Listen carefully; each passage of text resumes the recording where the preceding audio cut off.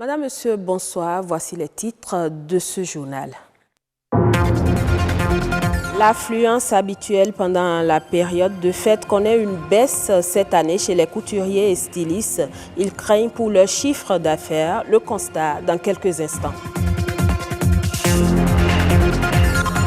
Les maux de tête, un problème de santé qui n'épargne personne. Quelles en sont les causes les plus fréquentes?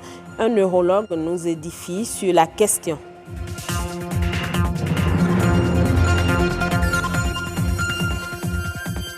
Elle n'est pas produite dans les conditions optimales de sécurité et d'hygiène, mais elle étanche la soif. L'eau conditionnée appelle à de meilleures conditions de production.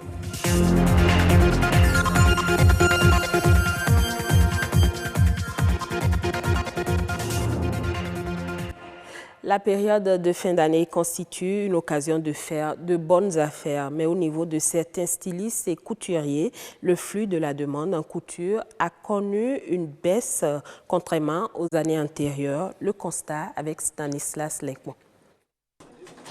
Ici, nous sommes dans un atelier de couture. Il sonne environ 20 h.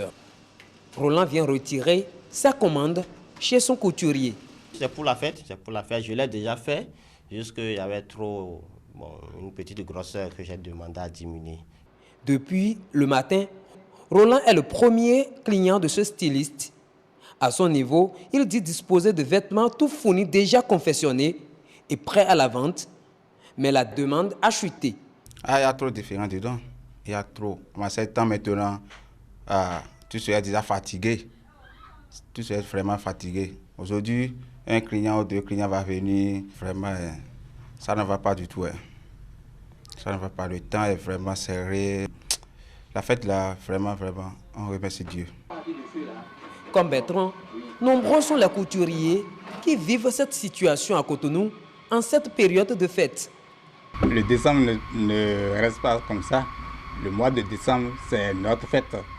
Nous les couturiers et tailleurs, c'est notre fête.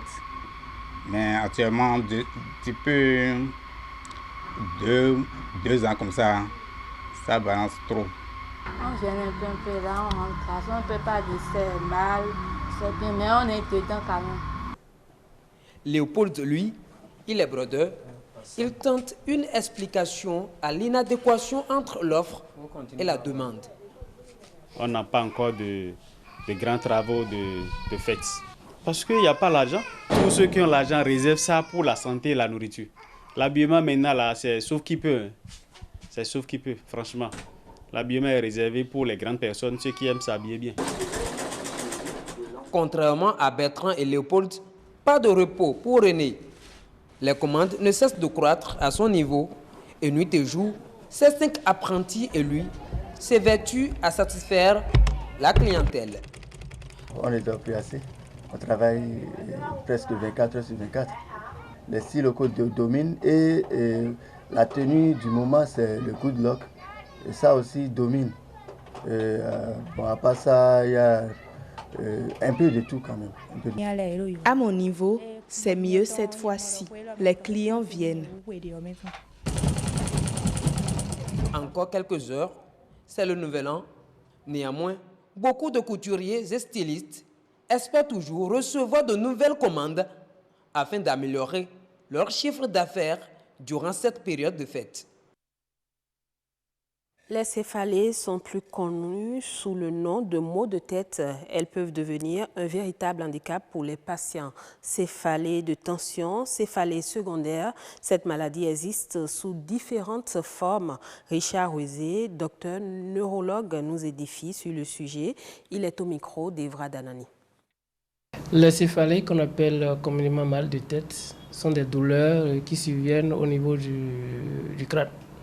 Il y a généralement 2 types de céphalées, deux groupes de céphalées dans lesquels on classe d'autres types de céphalées. Vous avez les céphalées primaires, qui sont des céphalées sans étiologie fixe, d'origine au fait. Et vous avez des céphalées secondaires, qui sont liées, qui ont une cause, donc qui sont liées à une pathologie sous-jacente. Les céphalées primaires, il y a la migraine qui est la première céphalée. La céphalée de tension, qui est la plus dominante. Il y a d'autres céphalées qu'on appelle trigémino-autosomiques. C'est un gros terme. Et puis, il y a autres céphalées primaires qui sont classées. Ou à l'alcool, l'abus de l'alcool, l'abus médicamenteux, ou lorsqu'on vous fait sevrage de certains produits comme la drogue, vous pouvez avoir des céphalées. Et ces types de céphalées sont des céphalées secondaires. Alors, la céphalée, c'est un signe, sauf les céphalées primaires qui sont classées comme des dysgenciques. Étant donné que c'est un signe, quand c'est une céphalée secondaire, vous pourrez mourir de la pathologie sous-jacente, mais pas des céphalées. C'est les céphalées aiguës qui surviennent de façon brutale et qui atteignent leur intensité maximale en quelques secondes. Donc c'est des céphalées qu'on appelle un coup de tonnerre. C'est comme l'éclair du tonnerre, ça vient brutalement comme ça, avec l'intensité d'emblée maximale. Et ça annonce une maladie grave, sérieuse, qu'il faut vite prendre en charge.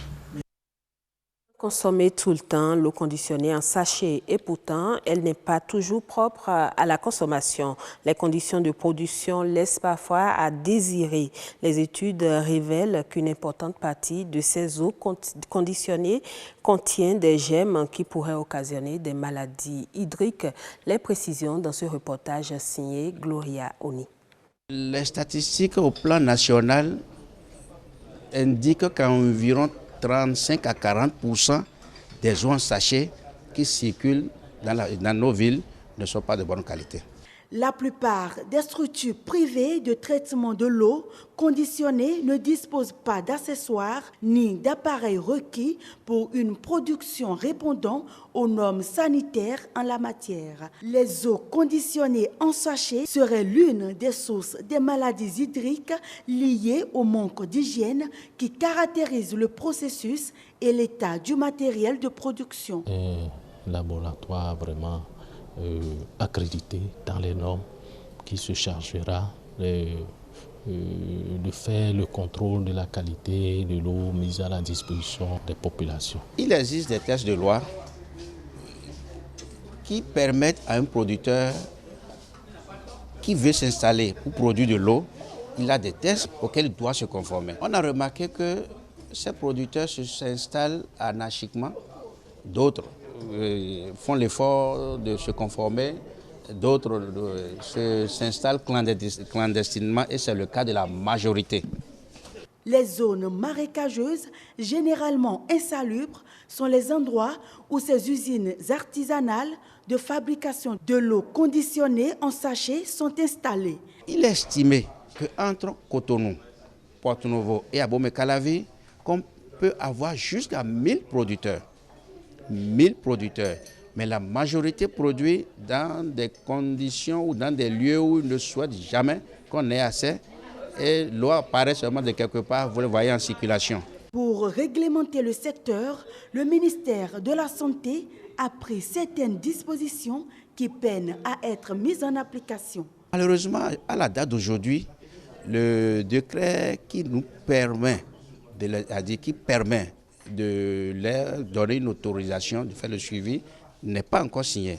C'est dans le circuit administratif. Dans la mise en œuvre de ces outils, nous avons remarqué qu'il y a des goulots d'étranglement, que nous avons décidé alors qu'il serait bon qu'on allège la tâche afin que celui qui veut prendre les dispositions pour de l'eau de bonne qualité puisse le faire et n'ait pas cette difficulté.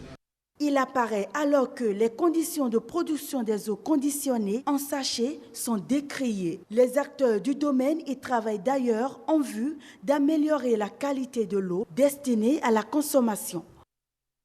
Dans l'actualité internationale, en Tanzanie, les logements de 990 000 ménages ruraux ont été électrifiés au cours des 4 dernières années. Le rythme de cette performance sera maintenu afin d'atteindre l'objectif du gouvernement qui est de donner accès à l'électricité à tous les villages d'ici 2021. Cet engagement sera tenu sur l'ensemble du territoire, y compris dans les 600 villages environ isolés dans les îles du lac Victoria.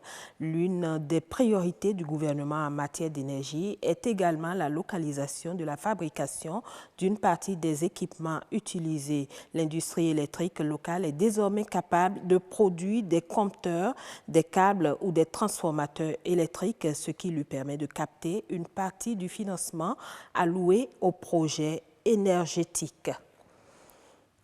Et voilà qui met un terme à cette édition. Merci de votre fidélité.